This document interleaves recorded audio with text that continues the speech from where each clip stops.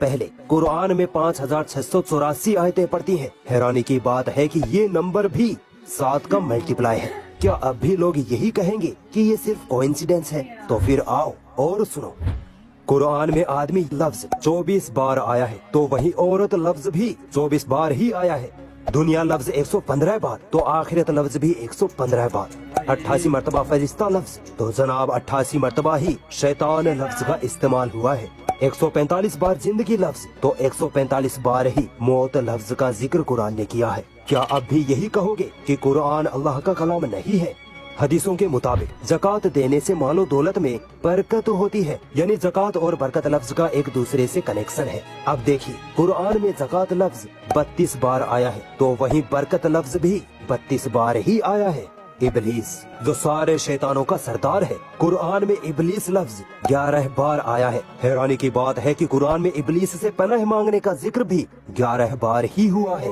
दोस्तों, हम पर जब कोई मुसीबत आती है और जब अल्लाह ताला उस मुसीबत को हम पर से टाल देता है, तो हम अल्लाह का शुक्र अदा करते हैं, है ना? अब देखिए, कुरान में मुसीबत लफ्ज 75 मरतबा आया है, तो शुक्र लफ्ज भी 75 मरतबा ही जिक्र हुआ है। क्या कोई इंसान इतनी बड़ी किताब में इतने अमेजिंग न्यूमेरिकल कैलकुलेशन कर सकता है, वो भी 1400 साल पहले?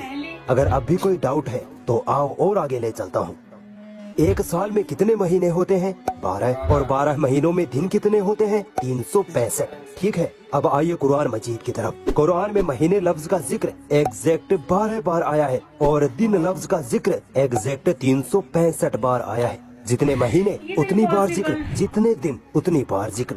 अल्लाह की इस गणितीय कुदरत में एक साइंटिफिक फैक्ट भी छुपा है। साइंस कहती है कि ये 12 महीने और महीनों में 365 दिन का होना दरअसल धरती का सूरज के गिर्द चक्कर लगाने से होता है। यानी धरती सूरज का एक चक्कर लगाने में 12 महीने या 365 दिन लेती है। अब गौर करिए कि अल्लाह ने कुरान में महीने लफ्ज का जिक्र 12 बार और दिन लफ्ज का जिक्र एग्जैक्ट 365 बार करके ये बताया है कि पृथ्वी सूरज के चक्कर लगाती है। सुभान अल्लाह।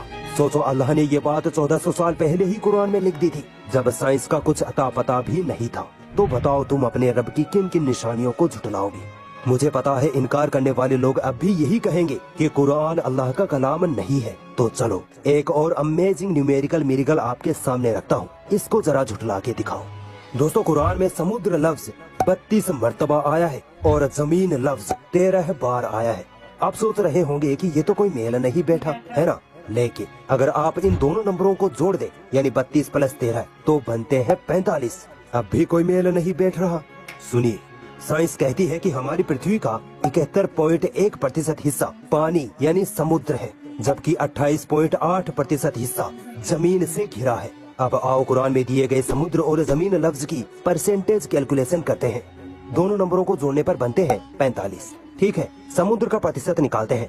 32/45 × 100 निकलता है 71.1%, और जमीन का प्रतिशत निकालते हैं तो 13/45 × 100 आता है 28.8%। ये दोनों एग्जैक्ट वही प्रतिशत है जो आज हमें साइंस समुद्र और जमीन के बारे में बताती है। अल्लाहु अकबर।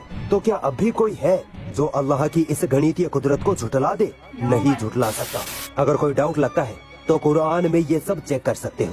पूरी दुनिया इस कुरान में गलतियां ढूंढने में लगी पड़ी है, मगर आज तक एक जर्रा बराबर भी गलती इस कुरान में नहीं ढूंढ पाई, क्योंकि ये किताब उस वहदहू ला शरीक की तरफ से है जिसने इस दुनिया को थाम रखा है, जिसने इंसानों, जिन्नों, जानवरों, पहाड़ों, समुद्रों, हवाओं सबको पैदा किया। वही हर शह को कंट्रोल करने वाला है, वही जिसकी तरफ हमें लौट कर जाना है, वही अल्लाह है।